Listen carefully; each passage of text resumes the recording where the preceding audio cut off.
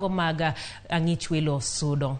Kawadhi nyime eni Jokanyo e duond bura mar ODM sub-county ma Uriri opogore paro kotenore kod limbe mane moko kuom jood bura mag ODM moting'o jood bura ma Uriri Mark Nyamita notimo ne jatend piny Kenya William Ruto. Mana ndalo ariyo bang' ka kweth mag jo ODM moko siro limbe no, kweth machielo mag Jokanyo mag ODM e sub-county no ero kotengi kod Isaac Onyango wacho ni duond bura mar ODM onego kaw okang' mar chik ne jood bura go. Jokanyo go wacho ni weche mag dongruok jo od bura nyalo yudo kokale od bura ma ok ochuno mondo gidhi timo limbe ne jatend piny Kenya eka giyud kony ne oganda.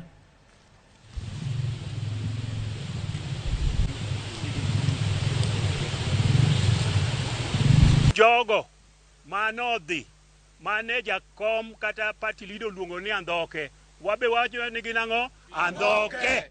Koyier ng'ato oyiere mondo represent jok manoyiere parliament, kuro emiwache weche mag development. To development mwidhi wacho dala ng'ato kamachielo ofis ma ok watambua, wawacho ni wadagi wachno. Jatendwa en Raila Amolo Odinga.